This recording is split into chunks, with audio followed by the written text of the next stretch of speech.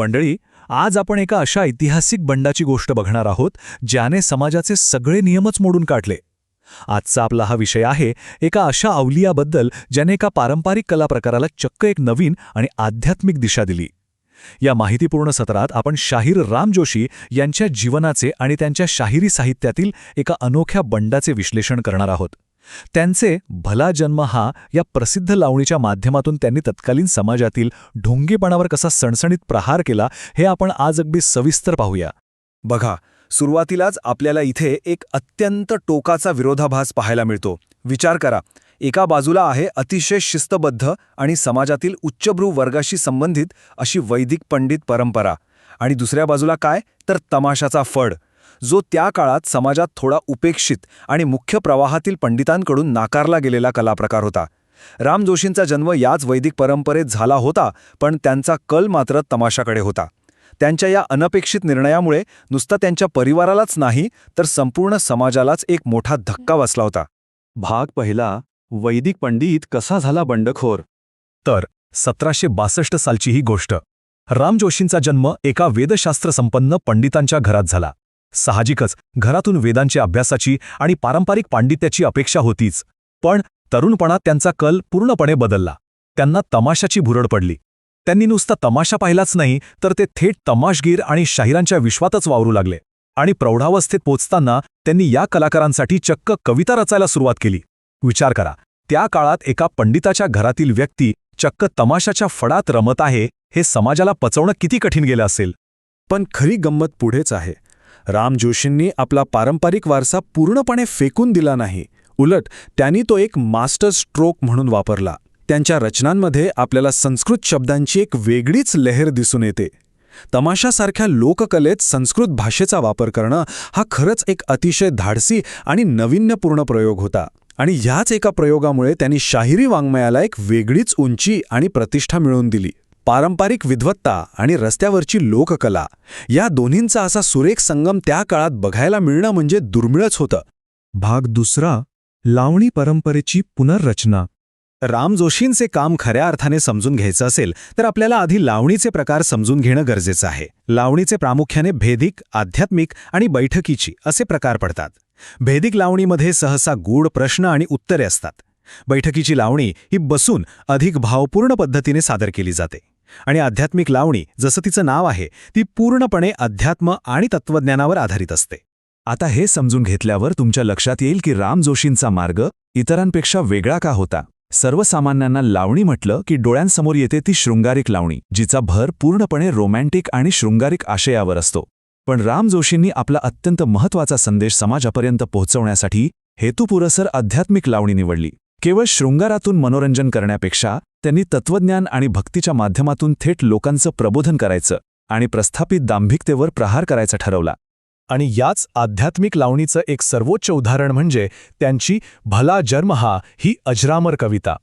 ही काही केवळ एक साधारण रचना नव्हती तर साहित्यातला एक मोठा मैलाचा दगड ठरली. तिचं महत्त्व इतकं मोठं आहे की परशुराम गोडबोले यांनी संपादित केलेल्या नवनीत या अतिशय प्रसिद्ध आणि महत्त्वाच्या काव्यसंग्रहात या रचनेला अतिशय सन्मानाने स्थान दिलं गेलंय. भाग तिसरा, डोंगी संन्याशाचा बुरखा फाडताना. बघा, कोणत्याही प्रभावी रचनेमागे नेहमीच एक प्रेरणा असते किंवा कधीकधी एक प्रबळ संतापही असतो. राम जोशींच्या या ज्वलंत लावणीचं थेट लक्ष होते सुभरावजी बुवा. हे सुभरावजी बुवा एक मठाधीश होते. आता मठाधीश म्हटल्यावर त्यांच्यावर संपूर्ण मठाची आणि पर्यायाने धर्माची, समाजाला दिशा देण्याची जबाबदारी असते. पण मग असं काय घडलं की जोशींनी थेट साहित्याच्या माध्यमातून त्यांच्यावर एवढा मोठा हल्ला चढवला?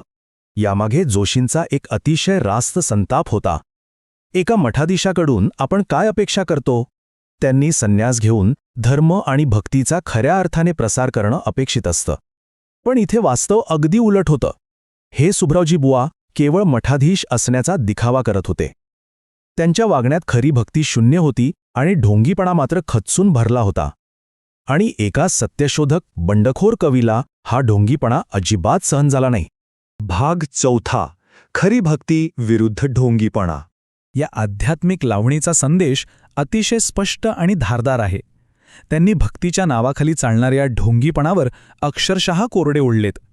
मठातील संन्याशांच्या दांभिकपणावर थेट प्रहार करतानाच या रचनेने समाजाला खरी भक्ती म्हणजे नेमकं काय याची नव्याने जाणीव करून दिली. केवळ बाह्य दिखावा म्हणजे धर्म नव्हे हा विचार या लावणीने अगदी ठळकपणे आणि निर्भयपणे मांडला.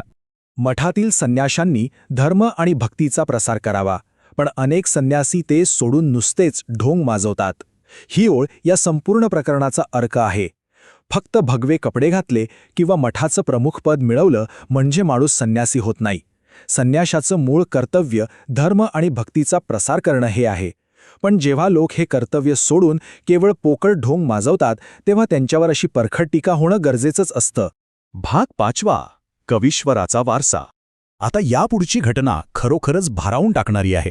रस्त्यावरच्या फडासाठी लिहिणाऱ्या राम जोशींनी आपली ही लावणी थेट तत्कालीन महान आणि प्रस्थापित कवी मोरोपंत यांना गाऊन दाखवली. आणि माहितीये काय झालं? मोरोपंतांसारख्या दिग्गज कवीला या रचनेचं भाषिक सौंदर्य, त्यातला संस्कृतचा सुरेख वापर आणि सर्वात महत्त्वाचं म्हणजे त्यातला आध्यात्मिक उपदेश इतका भावला की ते थक्कच झाले.